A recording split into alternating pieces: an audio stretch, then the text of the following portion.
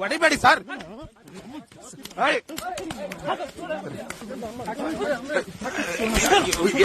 ಹೊಡಿಬೇಡಿ sir.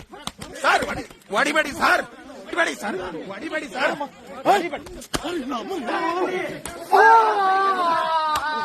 ಹೊಡಿಬೇಡಿ sir.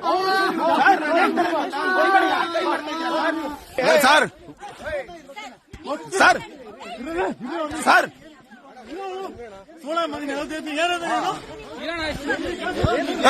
ಯಾಕಪ್ಪ ಯಾಕೆ ಕೊಡ್ತಾ ಇದ್ರು? ಏನ್ ಕೊಡ್ತಾ ಇದ್ರ? ನಮಸ್ಕಾರ ಸ್ನೇಹಿತರೆ. ಒಂದು ಜೋಡಿ ಕನಸಿನ ಮದುವೆಯ ನೆನಪಿಗಾಗಿ ಫೋಟೋ ತೆಗೆಸಿಕೊಳ್ಳಲು ಬಂದಿದ್ದರು. ಒಬ್ಬ ಫೋಟೋಗ್ರಾಫರ್ ತನ್ನ ಕ್ಯಾಮರಾ ಹಿಡಿದು ಉತ್ಸಾಹದಿಂದ ಕೆಲಸ ಮಾಡುತ್ತಿದ್ದ.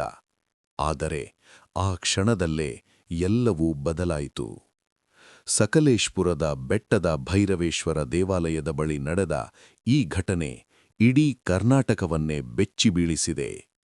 ವೈರಲ್ ವಿಡಿಯೋದ ಹಿಂದಿರುವ ಅಸಲಿ ಸತ್ಯ ಇಂದು ನಿಮಗೆ ಹೇಳಲೇಬೇಕು. ಬನ್ನಿ ಪೂರ್ತಿ ಕೇಳಿ. ಮಾರ್ಚ್ 27, 2026 ಹಾಸನ ಜಿಲ್ಲೆ ಸಕಲೇಶ್ಪುರ. ಬೆಳಿಗ್ಗೆಯ ತಂಪಾದ ಮಂಜು, ಹಸಿರು ಬೆಟ್ಟಗಳ ನಡುವೆ ಒಂದು ಸುಂದರ ದೇವಾಲಯ. ಅಲ್ಲಿ ನಡೆಯುತ್ತಿತ್ತು ಒಂದು ಪ್ರೀ ವೆಡ್ಡಿಂಗ್ ಫೋಟೋಶೂಟ್.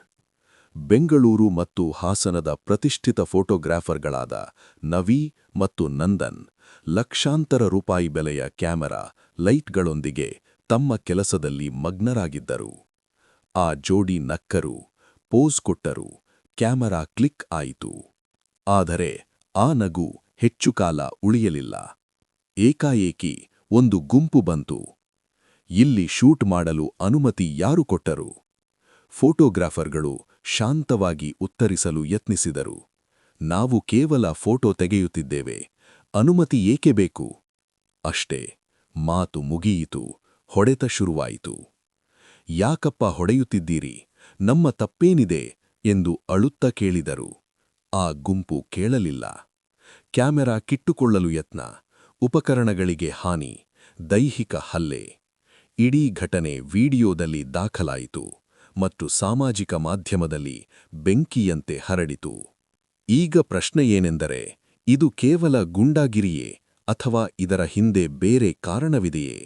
ಸ್ನೇಹಿತರೆ, ಒಂದೇ ಕಡೆ ನೋಡಿ ತೀರ್ಮಾನ ತೆಗೆದುಕೊಳ್ಳುವ ಮುನ್ನ ಎರಡೂ ಕಡೆ ಅರ್ಥಮಾಡಿಕೊಳ್ಳೋಣ. ಸ್ಥಳೀಯರ ಆರೋಪವೇನೆಂದರೆ, ಫೋಟೋಗ್ರಾಫರ್ಗಳು ದೇವಾಲಯದ ಪವಿತ್ರ ಆವರಣದಲ್ಲಿ ಚಪ್ಪಲಿ ಮತ್ತು ಶೂ ಹಾಕಿಕೊಂಡು ಶೂಟ್ ಮಾಡಿದರು. ವಾಣಿಜ್ಯ ಉದ್ದೇಶದ ಶೂಟ್ಗೆ ಯಾವುದೇ ಅನುಮತಿ ಪಡೆದಿರಲಿಲ್ಲ. ಸ್ಥಳೀಯರ ಧಾರ್ಮಿಕ ಭಾವನೆಗಳನ್ನು ಗಮನಿಸಲಿಲ್ಲ ಎಂಬ ಆಕ್ರೋಶ ಇದಕ್ಕೆ ಕಾರಣವೆನ್ನಲಾಗಿದೆ. ಆದರೆ ಆಕ್ರೋಶ ಇದ್ದರೂ ಹಲ್ಲೆ ಮಾಡುವ ಹಕ್ಕು ಯಾರಿಗೂ ಇಲ್ಲ, ಇದು ಸ್ಪಷ್ಟ. ಘಟನೆ ವರದಿಯಾದ ಕೂಡಲೇ ಸಕಲೇಶ್ಪುರ ಗ್ರಾಮಾಂತರ ಪೊಲೀಸ್ ಠಾಣೆಯಲ್ಲಿ ಎರಡೂ ಕಡೆಯವರು ಪರಸ್ಪರ ದೂರು ದಾಖಲಿಸಿದ್ದಾರೆ.